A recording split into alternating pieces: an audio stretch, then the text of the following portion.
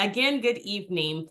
So we have Clay and we have Allison who are here from WWRC, or Wilson Workforce Rehabilitation Center, that is located in Fisherville, Virginia. And they're going to be talking about the driving program that takes place there at WWRC.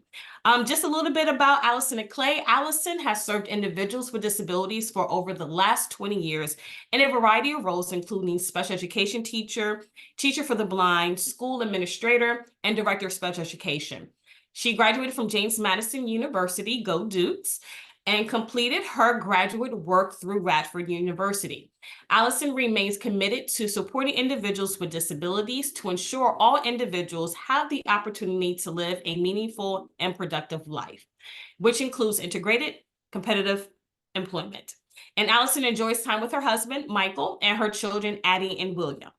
And we also have Clay. Clay has worked for WWRC in the state of Virginia for over 25 years.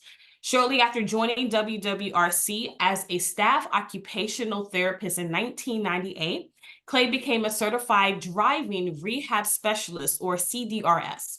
And over the years, he has worked in the arena of the driver rehab with a wide variety of clients with various cognitive and physical disabilities. This includes clients who may or may not have required adaptive equipment in order to drive. Clay manages a division at WWRC, which includes OT, PT, speech language pathology, driving services, and student health services. So I am going to hand this over to Clay and Allison. Thank you guys so much for being here, and it is all yours. You can. Well, I'll just go ahead and I wanted to just say, in addition, a lot of folks, especially with occupational therapy, they hear occupational therapy and they don't always think of driving. But driving is one of those areas of life skills, and it definitely has a bearing on employment as far as people's mobility in the community. So I kind of, as I became a therapist, I didn't go into OT thinking that I was going to be a driving rehab specialist. I came to the center and it was a program that was already established here, and they had a need, and I was willing to kind of do whatever at first, and so I did. And then, but once I started getting involved with driving, I realized very quickly from the beginning how, first off, how from a therapist standpoint, working with clients is a very, very motivating thing for folks. Most people, with the exception of a few, I do occasionally will evaluate somebody that says, I do not want to drive. I don't even know why I'm here, but somebody told me I had to come for a driving evaluation. Most people, though, want to drive. It's something that in our culture and our society is a milestone. Siblings are driving. Of course, parents may be driving. So it's kind of like a rites of passage into adulthood. So people are very interested. And my entry into this was mainly working with people like with spinal cord injury and brain injury. So I was working a lot with folks with physical disabilities.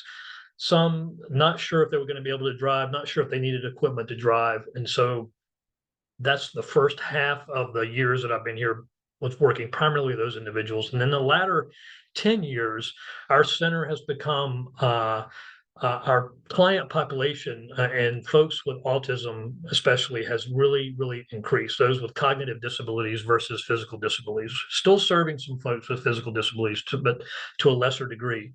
So now my focus has been primarily the folks that I'm working with, the folks with cognitive disabilities. So so I thought I've got the first slide of my presentation pulled up here. I've only got about 9 slides. I'm going to go through these.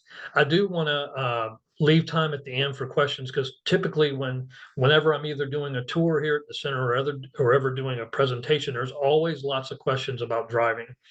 And I want to be able to have time to take those questions from you. I think for the most part, everybody is here in Virginia. I think I remember seeing that there might be some folks that are out of state. I think if I mention any Department of Motor Vehicles or DMV regulations, it'll be applying to Virginia. Most states are similar, but there may be some exceptions to certain things in other states. So, but I'll be glad to take some questions. And if you have questions along the way, please stop me and let me know. Okay, so driving and some of the things to consider with driving. Um, we have the program that we have at the center. Of course, we serve Virginians with disabilities that are part of the Department for Aging and Rehab Services, or DARS, which is your vocational rehab agency. And what is the difference between community, what you might find in the community and what you might find here? Well, of course, there are driving services in the community.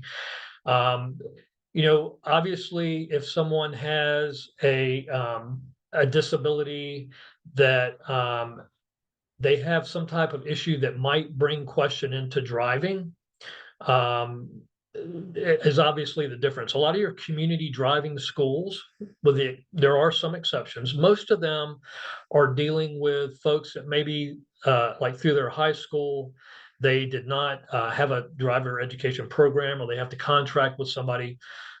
In those driving schools, especially with your population of 18 and younger, are geared to working with high school students that have gone the traditional driver's education route.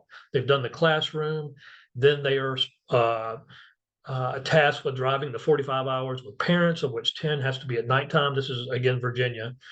And then they have 7 hours of behind the wheel plus 7 hours of observation. You have to prove that you've done all that in Virginia if you're under the age of 18 to be able to get a driver's license. The folks, obviously, that we're working with here at the center, some may not have even participated in the classroom part of driver's education. Even if they did, for various reasons, they may not have taken the behind the wheel component. And at the center, we once somebody is over the age of 18, there's not a prescribed steps like there are for the individuals that are 18 and under. So in other words, once you're over the age of 18 in Virginia, you only have to show that you've held a permit for 60 days, and then you can go take a behind the wheel test to get your license. But the difference, obviously, in the center is that we are going to first off do a comprehensive evaluation to find out cognitive, physical, vision, strengths and weaknesses, and then come up with a plan. And which one of may be one of the driving programs here at the center, which I can talk about in more detail as we get toward the end of the presentation. So we're going to talk about a little bit more about the community versus WWRC, who should be evaluated by a driving specialist or an OT. Now, I will say that most driving specialists are OTs. It's not a field that's dominated completely by occupational therapy. There are some other professions that get involved with driving. I've seen rec therapists that specialize in driving. I've seen kinesiotherapists and even some physical therapy, but it does tend to be an occupational therapy dominated profession. I'll talk about the components of an evaluation, and I'll talk a little bit about adaptive driving. I see there's some things in the chat which I can't see, but I don't know if there's any There's just one questions. question in the chat, and it says, do you have to be a DARS client to access the driving services? But I think you guys are going to get to that and answer that question as you go through the presentation. Yes. And the question is, yes, the individuals that come here to the center are, in other words, they've had an intake and they are sponsored by DARS. That used to not be the case, but that we changed that probably within the last 10 years. And even serving those in DARS is a challenge for us. It's a high demand program. If we did see other folks, we would have the phone ringing off the hook. Trust me, it's something that there's a high need out there, even for people that are not part of DARS. I can talk about, at least in Virginia, I can talk about one other place that we'll do, a couple other places that will do evaluations with folks. Okay. Again, just to talk about community versus WWRC, they both may offer a classroom component and a behind the wheel training. Community more likely to serve individuals who have some behind the wheel experience and who do not have a significant disability. And then the DMV requirements I talked about, if you're under the age of 18 or over the age of 18, we have to follow those same guidelines here. Again, to summarize WWRC, we can offer a comprehensive driving evaluation. We have done evaluations even as young as 16. I will say that the challenge with that is that, if you know about, neurodevelopment, somebody at the age of 16 may show some signs of executive functioning difficulties and attention, divided attention, processing. And our frontal cortex, the neuromaturity goes on well into our upper 20s. Usually they say by the time you're late 20s, 30, it's a little more fixed. So if somebody doesn't look favorable at 16, we always recommend reevaluate in a year or two. And I always typically, if somebody's under the age of 25, I may recommend a reevaluation. And again, that's just because of that fact of our brain still maturing. We're obviously going to be geared towards those folks with a disability. We do have classroom and behind the wheel training options, just like the community. We do have some adaptive equipment options. We are not a high-end, high-tech, excuse me, type of resource. In other words, and I'll talk a little bit about what is low tech and what is high tech. We're not going to be, there is a high tech option in Virginia that's not part of DARS. But it is, it's completely possible to drive a vehicle with doing gas, brake, steering, everything with a joystick. Very, very high tech. And we consider ourselves here kind of medium to low tech. We do have some medium tech type things, but mainly low tech type of driving controls. And I will be talking separately about those. Okay. Any questions before I move on to the next slide? There are none in chat at this present time. Okay. So who should be evaluated by a driving specialist or an occupational therapist? One example is vision deficits that go beyond corrective lenses. A lot of us wear corrective lenses. Another question that I get a lot is, I'm monovision or I have one eye, can I still drive? Yes, that's as long as you're meeting the minimum DMV requirements for vision. And in the state of Virginia, to be able to drive daytime and nighttime, this is just FYI, this is pretty much the same for most states. There may be a slight variation, but you have to have at least 20/40, and that can be corrected, in one eye to drive daytime, nighttime. If you can only get to 20/70 corrected, that restricts you to daytime driving. Okay. And then you have to have at least 110 degrees of horizontal visual field. So we talk about peripheral vision. We talk about if we had 180 degrees in front of us, you have to have at least, so if you have one eye, you're going to have about 110, sometimes a little bit more than that, of visual field.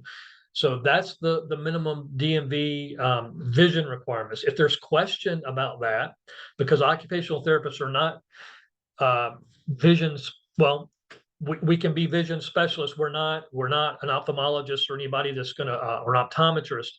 But we can do a comprehensive vision assessment. And if we don't feel that somebody's going to meet the minimum requirements for vision, there is a DMV form that we give individuals, and they need to take that to an ophthalmologist or an optometrist that does specialized training and specialized testing.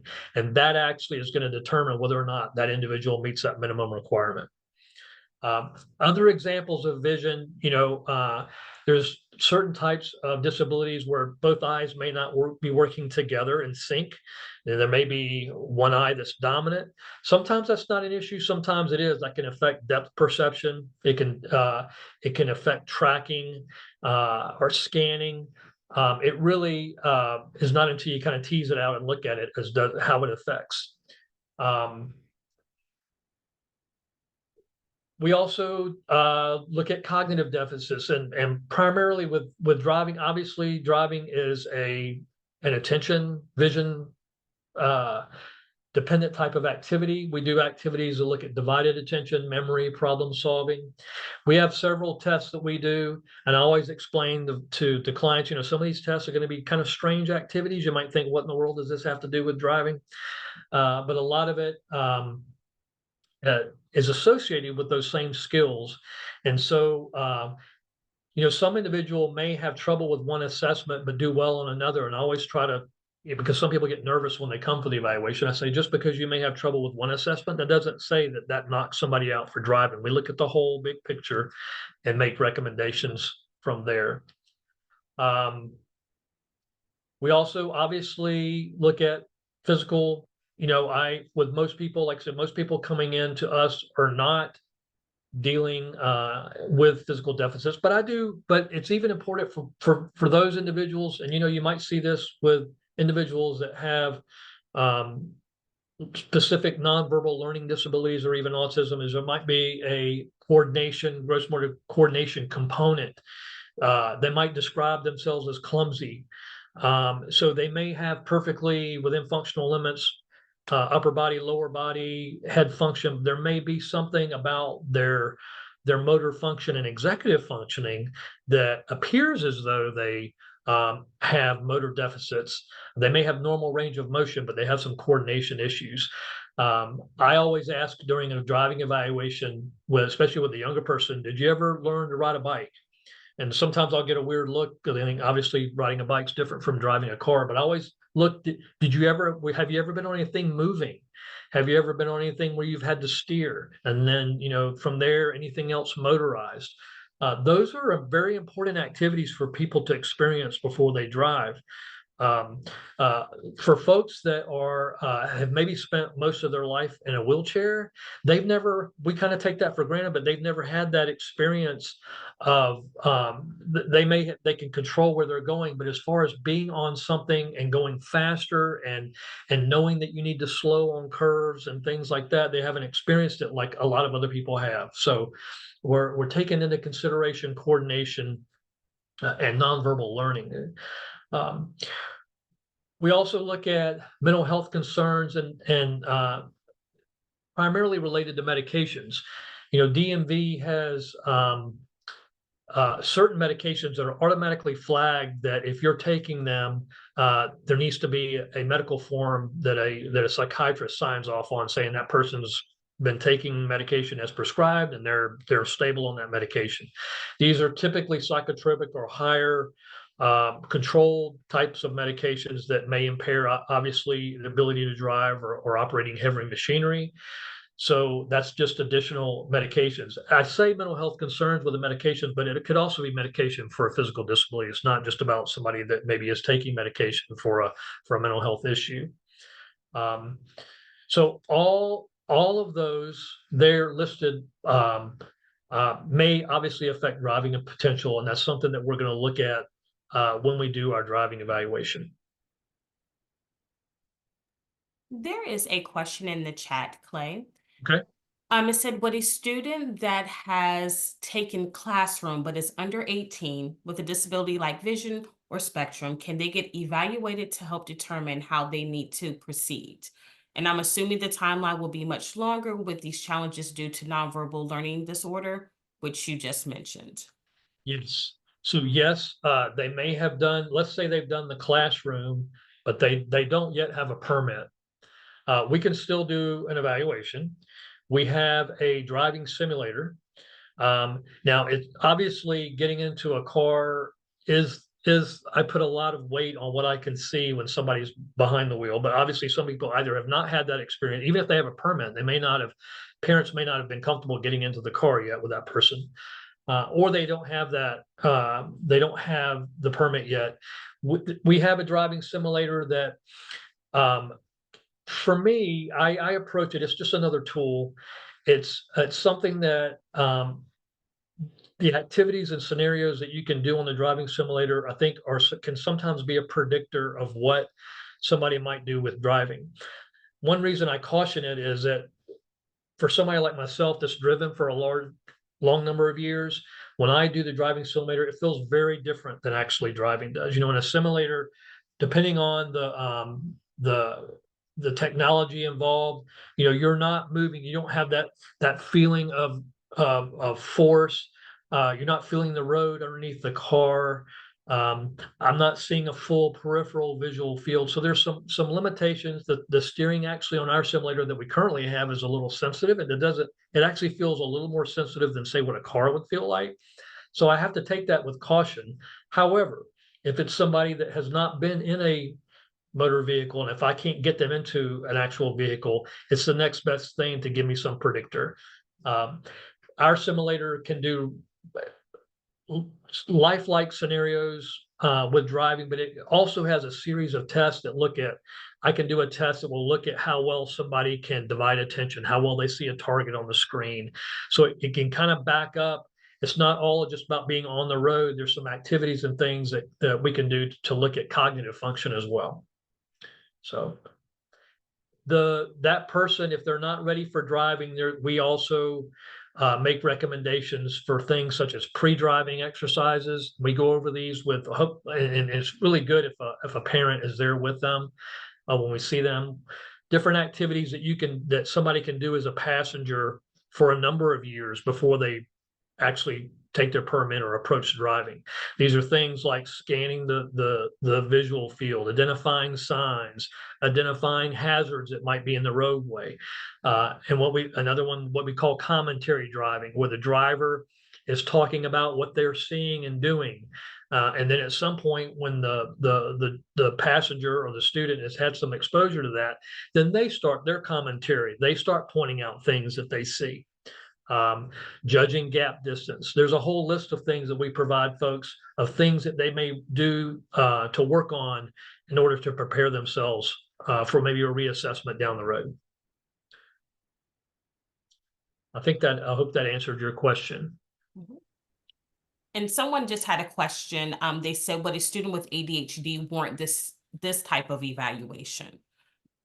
Yes, somebody with ADHD, they're the parts of our driving evaluation, which I think there's going to be a slide that's going to specifically actually point by point of what we do in the evaluation. But we're going to check everybody off. We're going to make sure they meet the minimum vision. There are several things that we do with attention that we do with everybody. If we see some issues with attention, we might then add some things that we have in our assessment closet that we have available that can still look at attention. We might look at it a little bit more. But yes, we have a systematic way that we do the evaluation, and even with somebody with ADHD.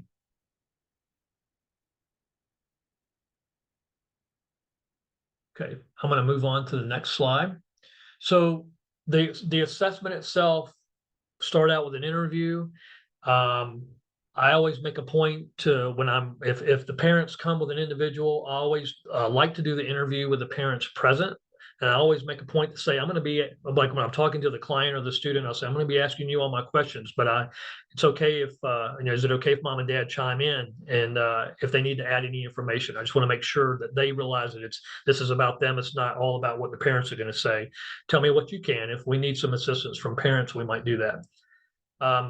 The other side of it is we have some individuals here at the center that maybe aren't great historians, or maybe their insight is not always the best. So it's always preferable that if we can have somebody there to confirm, but we don't always have that luxury. We're going to talk about what driving they've done, what their goals for driving is, or and just get a picture. We're going to go over some medical information, go over medications, just some confirming some things that we may have already from our referral. We're going to do a vision assessment. And again, that's going to be looking at acuity, not only visual acuity, how clearly we see, that gives you that 20/20 number, but we also look at visual perception. That's how our brain makes sense of what we see. So we use something called the motor-free visual perception test, or MVPT. That's a standardized test. We have two versions. I tend to stick with the older version. That's a 36-item test, looking at things like visual memory, figure ground, visual closure. That's like looking at something and there might be missing parts of the picture, but your brain perceives that there's a whole object there, but you're not seeing all of it. That's visual processing is something that might be impacted for certain types of disabilities. And it can also be impacted, obviously, if somebody has like individuals, we might work with somebody like a stroke or a brain injury. Can be commonly affected depending on if that area of the brain is affected. This test also is timed, and it gives you an average standardized processing time. So usually if somebody has a slowed visual perceptual processing time, we may see that in other areas as well. Some of our other assessments may pick that up as well. Again, we're going to look at peripheral vision, that type of thing. Cognitive, I already mentioned, we're going to look at divided attention, problem solving, short-term memory, um, uh, and a lot, it's interesting, and some of other practitioners will probably the same thing. Usually when I introduce myself to a client waiting, I'm assessing from the minute that I walk out there. How do they make eye contact with me? How are they answering my questions? Are they, while we're doing the assessment, are they, really distracted by other activity in the clinic? Or are they looking to parents for all their answers? So I can tell a lot just by observation, but our assessments also are a valuable tool. We also have an assessment called the Rookwood, that's ROOKWOD, driving battery. That's actually a cognitive assessment. It's actually designed and was developed to determine driving potential. And that rates you on a scale of 1 through up to 20. And it's an assessment that, depending on your score, is judged you to be favorable of possibly obtaining a driver's license or not favorable. That one also includes variations of attention, divided attention, processing, those types of other just basic core cognitive that assessment. We look at them physically. We do an in-car assessment. Again, we can't get anybody by law. We cannot get anybody behind the wheel in the state of using a state-operated vehicle unless they have a valid learner's permit. Now, there is one exception to that. I have occasionally gotten a student or a client in a car as a passenger, and I'm driving, and especially if they've told me they've driven before. And that's not uncommon too. Some people, when I ask them if they've driven before, if they don't have the permit, they might look at mom and dad like, am I supposed to say anything here? Because they know they're not supposed to be doing it. But the reality is a lot of us have, drove when we were younger with parents, maybe before we got a permit. And that's still, some parents do that today. I like to know what kind of driving they've done. And when I drive with them in the car, I may ask them questions as we're going. I'll kind of pretend like I don't, know a lot about driving, although I am driving. I'm asking them questions. So it gives me an idea of what I feel like their insight and what they know about driving. So occasionally I have done that. And of course, I mentioned the driving simulator that we have. So that's basically the core of a driving evaluation that we do here.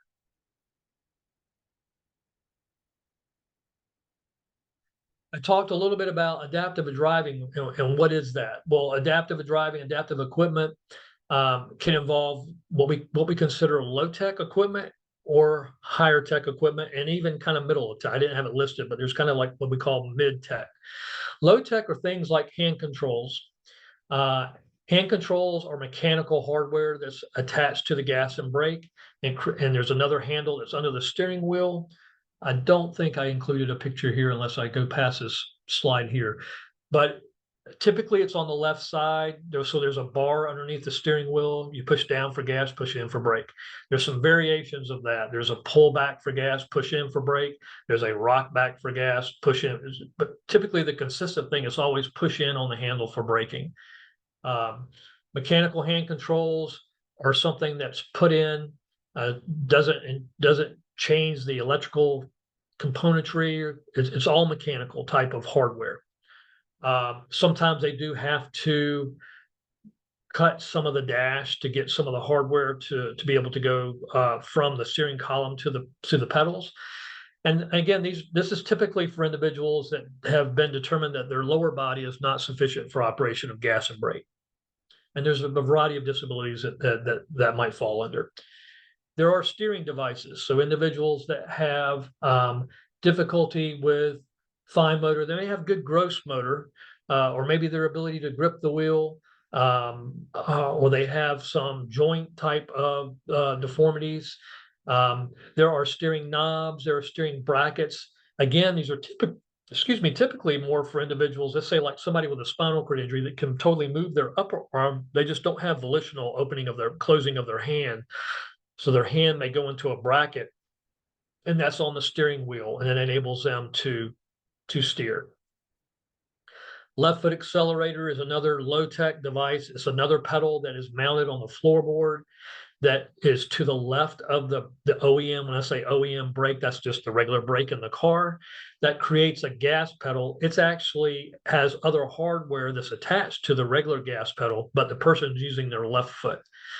You know, you see this a lot, especially with individuals with stroke or brain injury, but there are certain individuals, say like with cerebral palsy, that may have better control on one side of their body than the other.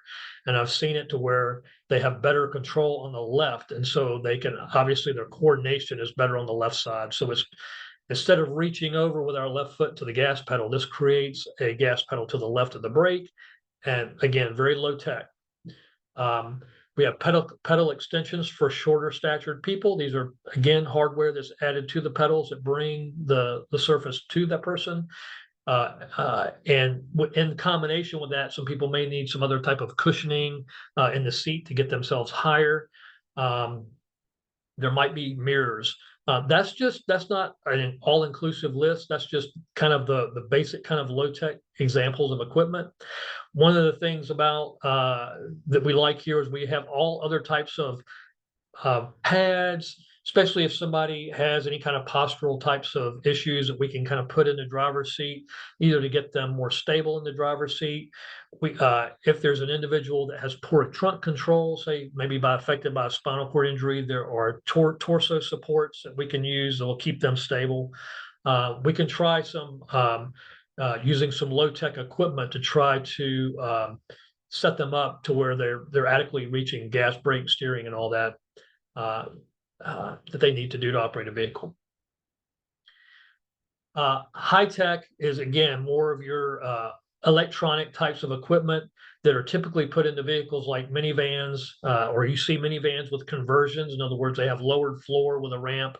They may have higher tech driving equipment in them that takes one thing I will say about high-tech driving, it takes very precise. It could be somebody that has very little physical movement. One example that I can think of is, say, like muscular dystrophy. That individual typically doesn't have good proximal strength or range of motion, but they may have really good control with their hand. And if they also have good cognitive, in other words, they have really good divided attention, really good focus, that combination may make a good outcome for driving. The downside to high tech is it's equipment that needs to be serviced. If it's really high tech, it has to be made sure that it's in good working order. It's very costly. Unfortunately, it's equipment that sometimes is cost prohibitive for some folks. For individuals that are evaluated by DARS and that go through driver training with us, we make recommendations, and we don't ever guarantee to a client that DARS is going to assist with it, but it may be part of their their vocational plan, that if it enables them to get to work, there may be some assistance, just not for the chassis or the van itself, but for the adaptive equipment. And that's true actually for any of the equipment. DARS may be a source of funding for it if it's meeting if it's part of their vocational plan and their vocational goals. So there's a set of policies that guide the vocational rehab counselor in determining what DARS is going to assist with that.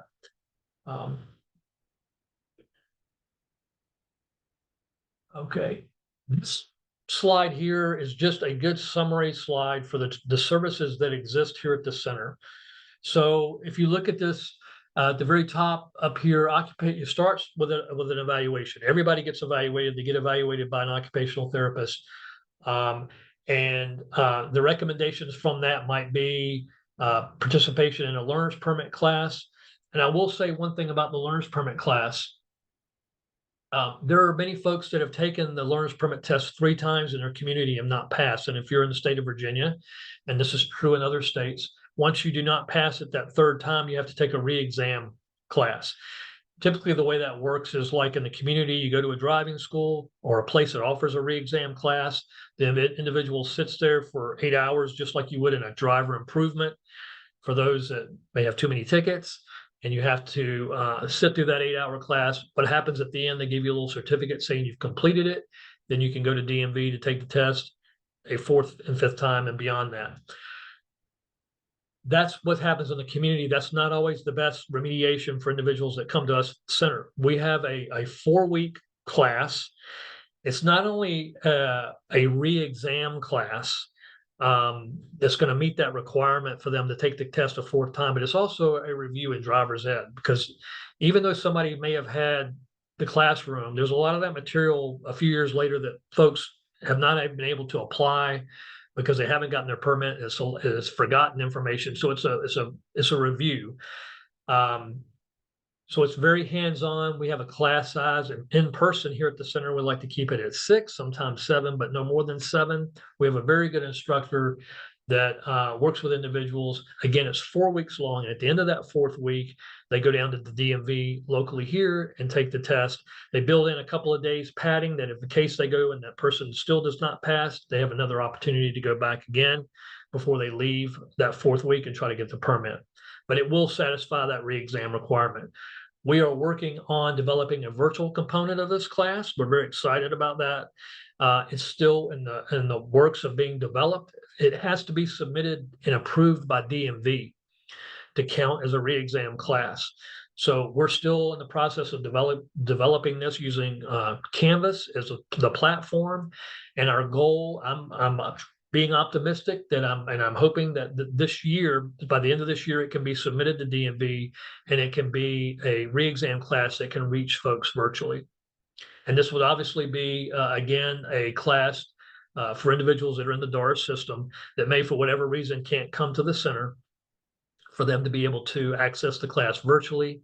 The other thing about the class is that it may be a little bit of a self-paced versus a synchronous type of class. So people have that ability to kind of work on it remotely, independently, with some check-ins. So again, that will be another option that we can offer people.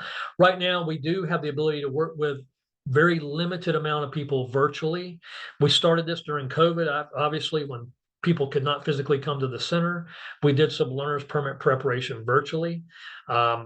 We will occasionally get a referral for a one-on-one virtual permit preparation that we can still do. The only problem with that is that in itself doesn't count as a re-exam class if that person has taken the permit test 3 times, but it does work as just education and just remediation to help that person get the permit. So I talked about the evaluation. It may be referral to learner's permit class, behind the wheel training. Our behind the wheel training in our standalone program is 6 weeks long. It used to be 4 weeks, and we're finding that we're often making recommendations of people almost being ready to go to DMV to test, but not quite. And maybe they had to come back. So we changed about 2 years ago to make it a 6-week. And we found that's a better time frame for individuals to be able to take the behind the wheel test. Again, same principle at the end of that 6 weeks. They go down to DMV. With DMV, we do not actually administer the behind the wheel test. That's done with a DMV representative, and they take their DMV and their test, and they're able to be licensed. Same thing, we build in a little padding for individuals. For some reason, should they not pass, they can take it a second time before they leave. Sometimes we get to the end of that 6 weeks and somebody still might not be ready. It's still not, it still hasn't been in vain. That's been valuable information. It might be that they're going to go home and practice with parents more. They might come back for a reassessment. We have had occasionally somebody come back to repeat the class and be successful a second time. I talked about the learner's permit class. That's that second block there. I will add there are 3 instructional sections, 3 45-minute sessions a day. It's called this here at the center. We refer to it as a standalone service because people can come to the center just for that service. It's not that they have to be in a vocational training program or a work readiness program, or they can come just for that service. Same with behind the wheel training. We offer some what we call ancillary programming. So when those times, because I guess because obviously when somebody's driving, they're driving for 2 hours a day for the behind the wheel. So it's an hour, typically an hour in the morning, an hour in the afternoon. There's another chunk of time during the day. We have other ancillary services like different activities related to driving, even things that might fall outside of the driving, but can better prepare just for life skill types of things like doing recreational activities, doing home management types of activities, looking at banking, things that kind of supplement while they're here that aren't just all focused on driving, but may have some kind of effect on driving. Our drivers training, if it's adaptive driver training, that's typically, now these are people that are using equipment that's more prescriptive in nature. That doesn't fall under the like 6 weeks. That's something dependent on how long somebody's been licensed, what their previous driving experience was like. Those individuals will typically work with an OT versus the behind the wheel program that I mentioned, that's 6 weeks, and our learner's permit class are taught by driving instructors. Those are teachers by credentials that have the driver's education endorsement. But an OT will actually be the one that will work with somebody using any kind of equipment. And I've seen somebody, let's say in their 30s, that all of a sudden need hand controls. If they're a previous driver, I've seen them come for 7 to 10 hours of driving and be ready to take a DMV test. I've seen others that take them up to 20 hours. It's really just dependent on the person. But there's no DMV regulation that says they have to have X amount of time of training to use that equipment. That's determined by the driving specialist. Other driving services that are at the bottom, talked about the adaptive controls already.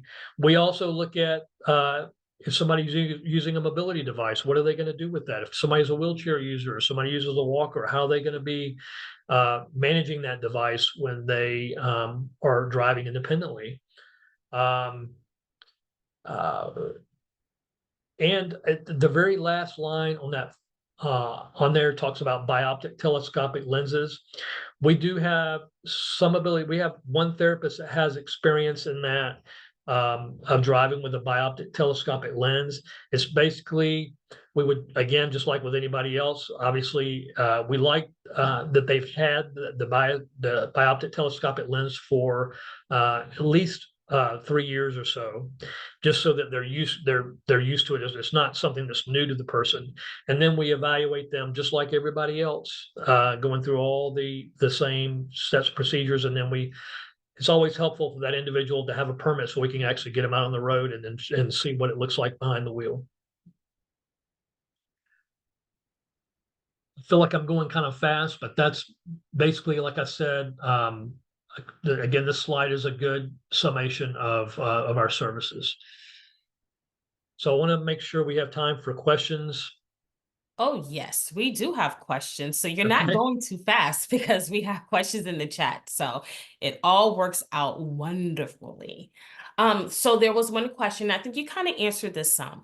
It said, the question was, my son is on the autism spectrum. He passed his test at school. However, due to his comprehension level being significantly below his grade level, he is unable to pass the DMV written test in order to obtain his permit. Can you help him get his permit? And you did talk about the learner's permit program that you have at WWRC.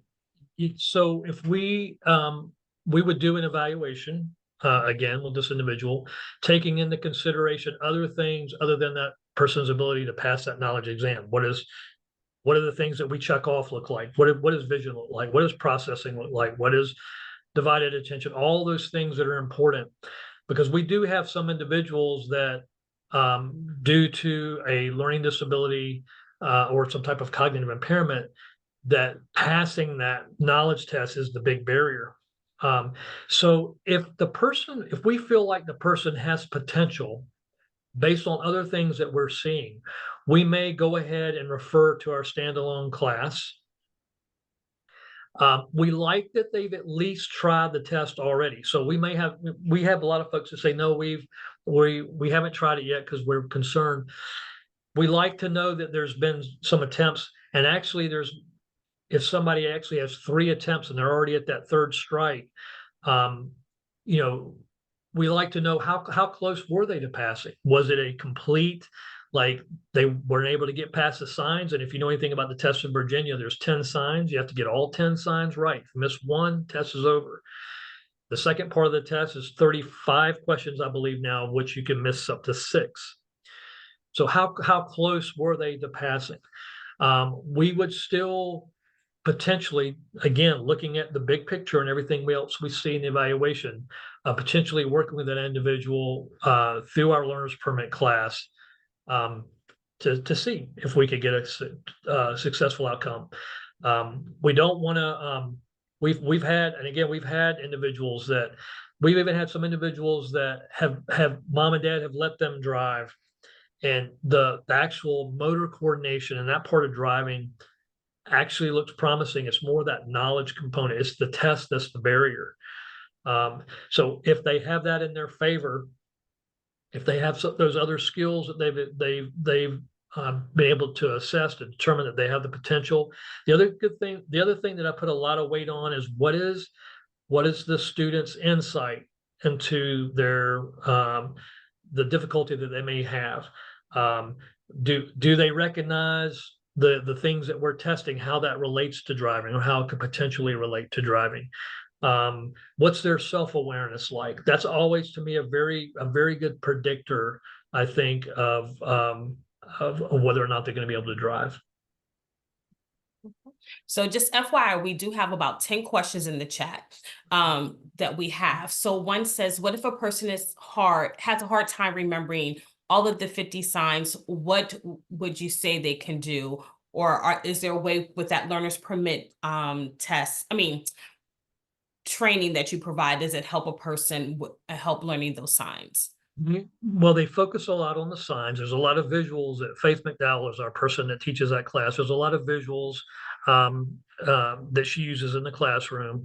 And the unfortunate thing is on the DMV test, it's a crapshoot as far as which 10 signs you get, right? So you have to, we do some simulated tests. I do think there's signs that are more commonly tested rather than the ones that are a little bit more obscure. But she does a lot of kind of hands-on visualization, practice tests, computer-related tests, just to try to and I think some games to try to reinforce the signs information.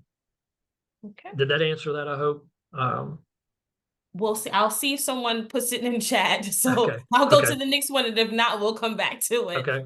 Okay. How long is the wait for the assessment, and how long does the assessment actually take? Good question. All right. So for a driving evaluation, for what I call an outpatient evaluation. So this is somebody that's not already here at the center getting services, but they're referred for a driving evaluation. We're right now, I think, scheduling into April and May. I'd say about May is probably our wait list as far as getting an outpatient evaluation. Evaluation, I would say on average, takes about 2.5 hours, but we schedule, depending on the information that we get in admissions, sometimes up to 4, but typically it's about 2.5 hours, 2.5 to 3 hours. We like to take plenty of time to get to know, interview, do the assessment, and to discuss with parents. If there's parents there, we like to discuss options, recommendations, and things like that. So I would say 2.5 to 3 on average. Okay. Do you help with CDLs? We do not. Okay. Yes, we get that question a lot. CDL falls under different regulations for individuals to get a CDL license. I know our community college system in Virginia has CDL training. We do not do that here at the center. One of the reasons too with that is for people that require medical clearance for driving, it's a totally different types of rules and regulations for those individuals. The other thing is that we just honestly don't have the infrastructure, for CDL to do driver training with those types of vehicles. Yeah, because those are some big trailers. Is there a certain level of independence that you expect students to have before seeking a driving evaluation? Good question. So one of the questions that we ask during an interview is, what are some of the things you do at home? Tell me about some of the chores you have. And a lot of times I'll get looks back and forth between uh, parents and the student. Well, what is their level of responsibilities at home? What are they doing? What are do they have a bank account? Can they be at home? This is a question. Can they be a home alone? Are you ever at home alone by yourself? Have you ever been at home alone for a day, overnight, 2 days? Can you, if you tell mom and dad, I'm going to go out to visit, to go up to a friend's house, you do that on your own? Do you use public transportation? That's another good one. If somebody, I will find that a lot of times if somebody, especially in areas that have access to it, obviously state of Virginia, big state, don't always have access, but in Northern Virginia, can you go down the road, get on the metro, get on the bus and go someplace yourself and mom and dad don't totally worry about that? The reason that's important, and I get again those weird looks when I ask about chores, is driving is a huge responsibility. And if a parent has reservations about that person being alone or going out by themselves and doing something, now it may not be that it's always going to be that way, but as far as determining their driving readiness right then, that's a red flag to me. I think just being able to be at a point where they have taken on some responsibilities. Another good one is somebody says, I've been working part-time. Awesome. Work experience is really good, maturing, really to me a really bonus point for somebody that's doing a driving evaluation. Any of those activities that in basic life skills that people are taking on and doing is good preparation. Oh, Awesome. we'll throw in one last thing. Can you go in the kitchen and prepare something and mom and dad don't worry about you burning the house down? I mean, that's another good one there too. Next question is, do these services exist at other centers in other parts of the state, such as Northern Virginia? Okay, good question. Well, WWRC is our driving program here is the only state operated driving program for individuals with disabilities. We realize that with the size of Virginia, that's not always ideal as far as location. That some people may be further away. There are a couple of driving schools out there that are not part of the state system. One is called Convenience Driving School. That's in Southwest Virginia. I think they maybe even had some low tech equipment, but they will work with individuals with basic cognitive types of disabilities. And then we have Driver Rehab Center of Excellence. They're in Northern Virginia. They're in Chantilly, not too far from Dulles. Now they are staffed with occupational therapists. They will do any type of driving assessment, no matter what the disability is. So they work with a lot of individuals on the spectrum, cognitive disabilities, but they're also a high equipment, low tech to high tech equipment vendor, so they can assess what somebody's. And that's usually who we refer to if we don't feel like we have the appropriate adaptive equipment here. We can refer to them. But as far as your answer, as far as state operated, we're the only gig right now. Can those who have never had the classroom or taking the test take the learner's permit class or training that you offer?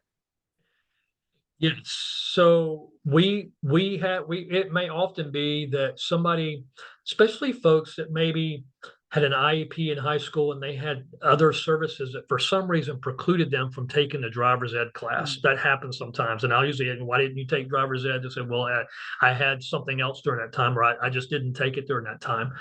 That doesn't then disqualify them for doing an evaluation or even driving. The only caveat is that their age. If they're under the age of 18, though, they have to show proof that they have completed that in order for them to be licensed if they're under the age of 18. Again, after you're over the age of 18 or older, you only have to show proof that you've had a permit for 60 days. And then when you go to get your driving test, there's a little skill checklist that they want you to sign, and you have somebody witness. And that witness is basically saying, yeah, I've seen these person do these driving maneuvers. It's just your basic driving skills. How many days a week is the permit course during those 4 weeks? Every day. So Monday through Friday, 3 45-minute sessions a day.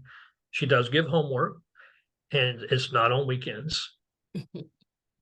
So we have individuals, it's also a good time for Also looking at for those individuals that maybe have not been away from home, but because there's recreational, we have the whole center is a comprehensive center, so we have the students have access to recreational activities at nights and on weekends, but there's not any class held on the weekend, Saturday or Sunday. And this question came up when you were talking about the possibility of having the online trainings that you guys are looking at doing. Hopefully that will happen for you guys, because I think it will be beneficial. But the question said, would parents be able to sit in on the learner's permit class? Good question. My first initial kind of thing is I don't see why not. I think, again, it depends on how that person might be accessing that class. If they're doing some of it independently, of course, I don't see why that would hurt. Or if there is some synchronous parts of it where they're actually checking in with the instructor. I think it just depends on the level of, are they there just to observe, or are they assisting? I think it would just, to me, if it's just a matter of them kind of observing and everything, I'd have to ask our instructor actually to see, would she think that would ever be an issue? But my first instinct is to say, no, it wouldn't. But if someone is taking the course there in person at WWRC, parents sitting in class, that's not an option. No. Yeah, no. Okay. I just want to make sure I cover both sides, whether it was online or at WWRC. Does the driver's evaluation and driver training need to be added to the DARS individual plan for employment, or does the student just registered with that program? So when that individual registers with DARS and they're assigned a counselor, that is put on a plan. Now, sometimes a person, if they're new to DARS, they might be in what's called an application status, which means that there hasn't been an established service plan yet. And when you're in application status, you can still do evaluations to look at potential for certain or to determine strengths and weaknesses in certain areas. Typically, though, I would say, I'm going to guess, for evaluation, there might be a small percentage that are still in application status. Most of them, the counselor, they're already in a service plan, and those services are added to the plan. Definitely, though, for standalone, classroom, behind the wheel, OT adaptive, those individuals are already in a plan status, and those services are added to their individual vocational plan. What paperwork do we need to file to be evaluated? How long is the wait to be evaluated if this person currently has a permit? Have a permit, okay, and we're going to assume that they're part of DARS. Okay, so they would, when their counselor has talked about the desire for that service, the counselor will then make a referral to WWRC that will come into our admissions department. We have a person in admissions that handles all the driving referrals, and they will, for an evaluation, they will look at the availability, and we will probably request any kind of, a lot of times we get information. Sometimes if it's a younger person, we might ask for IEP information or school information, things that will help us from a disability standpoint get more information about the person. There's also an application process that the counselor fills out. But to answer your question, no, it will involve a referral coming from their counselor to the center. Okay. Someone says, so this program is only available through DARS, and you have to be referred from DARS in order to attend WWRC. Yes. My son has ASD and did not pass the driver's ed class at school. He hasn't tried his permit test yet. So I think I kind of answered that a little bit. Sorry. That's okay. That's okay. After an evaluation, how long would it take to get the standard load driving program? Someone already has their learner's permit. Okay, good question. So say somebody comes for an evaluation, they have their permit, and we feel like they have potential, and we're going to refer them right to the behind the wheel 6-week program. That is our longest wait list right now. So right now we're scheduling into the end of this year. It's a high demand. We also, if you look at our instructors that we have, a full caseload for them is 3 clients. That's driving twice a day. So that's 6 hours a day per client.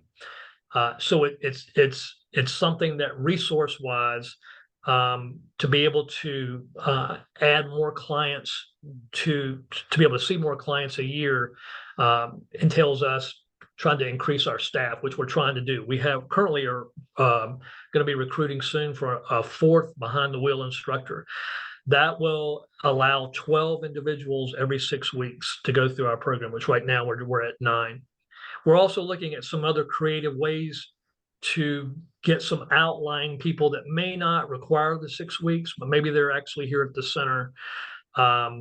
Another route to that, right? We're not at that point yet, but we're trying to see what can be some creative ways that we can serve some individuals that may not require that whole 6 weeks. But yes, to answer your question, no, we're scheduling into October, November of this year. And that kind of answers the question that someone says about are these is there a schedule that you have for the programs that are being offered? So I will say this, there's sometimes if somebody's referred for that, we look at the referrals. Some individuals may have already been through vocational training and they have already successfully passed and they're trying to find work. We also a little bit look at where the individual is as far as their vocational path. If there's somebody that is going to be finishing training at some point soon, we try to, it would be a perfect world if they had all of that before they finish their training, and then when they go out for training, they have their permit, their driver's license, and they're ready to go. Sometimes with the number of folks that we're working with, and by the time they come to us for driving, it doesn't always work that way. So occasionally we might have somebody that we might bump a little bit ahead because of where they are vocationally. But for the most part, it follows a schedule, and folks, as we get referrals, are put into that schedule. Someone says, what can be shared about a facility opening in Fairfax County, if anything? I thought I heard something about it. A state-operated facility? I maybe assuming that may be what they were asking. I don't know. I do know that I mentioned DRCE and Chantilly. Now they have they've opened a Fredericksburg branch, and I believe they were looking at something around Williamsburg. And again, they work with individuals who need equipment and those who do not need equipment. Now they are expanding a little bit, but they're not part of our state system. But I don't know anything separately about a Fairfax facility. Someone said another WWRC facility. So that would be news to us all. Wouldn't that be wonderful? Allison, unless somebody hasn't told us anything. No, I'm not aware of that. All right. It would be exciting, but I haven't heard anything. That's I was like, that would be nice. Can you do a driving evaluation for a client that is a VR client with DBVI or someone who's with the Department of Blind and Visually Impaired? Yes, if they are maybe, as long as they're meeting the minimum vision requirements, yes. Or maybe they're a bioptic telescope user. We have had a couple of clients, but obviously, them meeting the minimum standard for the vision. Okay. My child was removed from DARS because he maintained employment. Congratulations. For a set time. Can he be admitted to DARS again for driving only? Cases can be reopened in what I understand is called post-employment status. So what I would encourage is that person to contact their counselor or whoever their counselor would be, and just contact and say, I would like driving services. Would I qualify?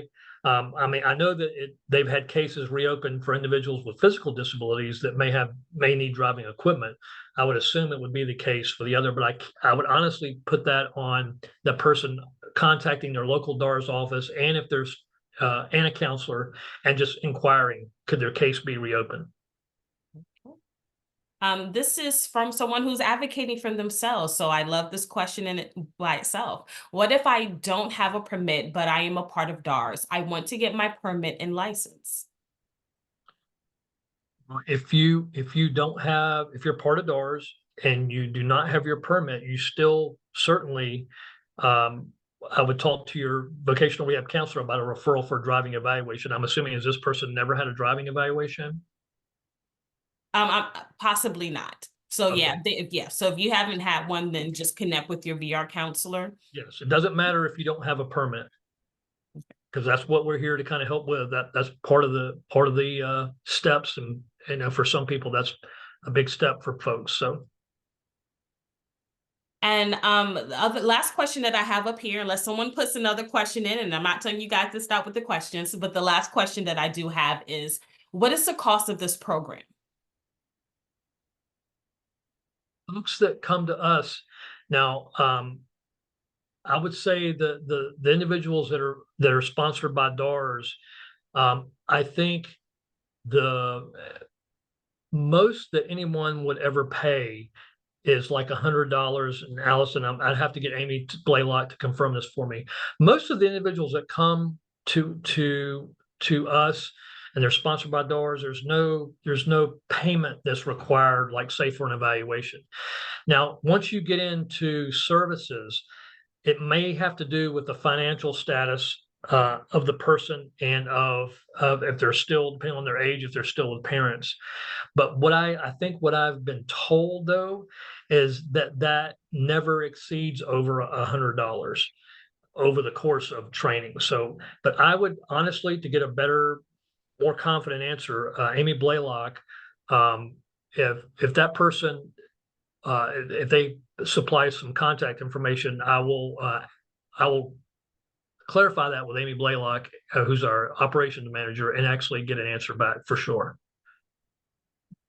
And kind of going with that is, someone said, do you have to pay for the learner's permit test if you are in DARS?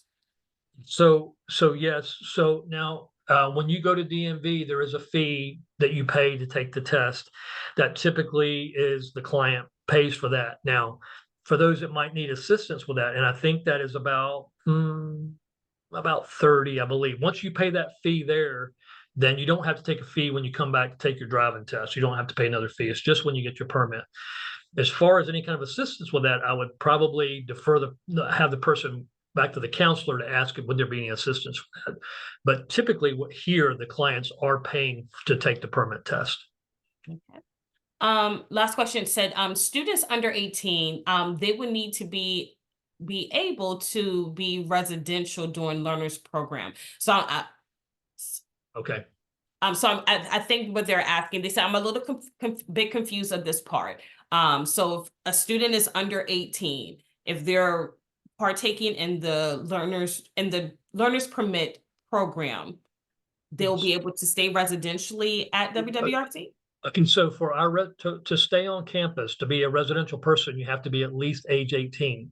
Now, I will say for our driving services, we like to have the person be 19. The reason that is, it gives a little bit more maturity in chronological age wise while they're here. It used to be that law about 18 and under, it used to be 19, and if you were 19 and older, you didn't have to have all the same type of steps that you had to go through if you were under the age of 19. And we left it at 19 as actually being an age or getting ready to turn 19 when they're in that learner's permit class.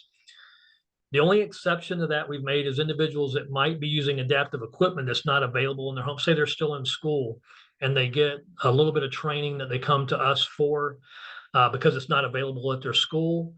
We may work with it as long as they're 18 because they can still reside on campus. We have done that. But to answer the question, I'm sorry, I feel like I'm rambling on this.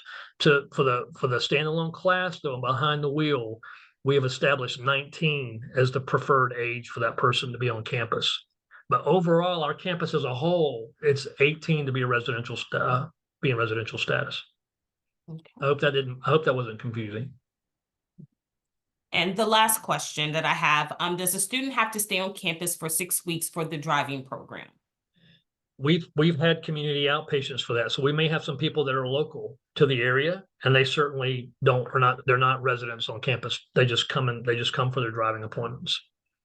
Okay. But if they're not local, then they would have to, it will probably be best if they stay there. Because if they're living 3 hours away, that's a 3-hour trip every day, per Right. se.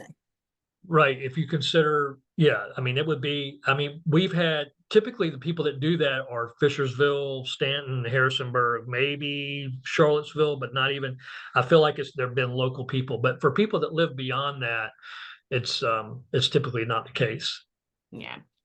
So if a person could pass the DMV test and they took their class in high school, but we know the physical things will be challenging, they should just hang on to the permit until they're old enough to come for the driving program. Or I would encourage that person to come for evaluation. If there's a physical question, go ahead and do the evaluation, because you definitely want to get a hand on anticipating is any equipment going to be needed. If I feel like that's the question being asked, I would go ahead and do the evaluation. Okay. Well, I think that's all the questions that we have in chat, and I'm super thankful and grateful that Clay and Allison, you guys were here this evening to talk about all things driving, and get some of us prepared about the services and supports that you guys offer at WWRC. Just letting everyone know who is here on this webinar this evening, you will receive a copy of the presentation, and you will receive that by email by next week. And then we are recording this, so give us some time to upload this video, to caption it, and do all that good stuff before we post it. So just give us a little bit of time with that. But with that, I thank you all for just coming in, attending this program, I mean, not this program, this webinar, and we hope that you were able to receive some information that is going to be helpful for you, for our young advocates or self-advocates out there, and also for parents and families supporting our people in the state of Virginia who have disabilities. Have a great night, everybody, and a hand clap to Clay. Allison, thank you for being here for support, but Clay, amazing job, and we truly thank you so much for your time and your information. Thank you. So have a good night, folks. Thank you. Thank you very much for having me.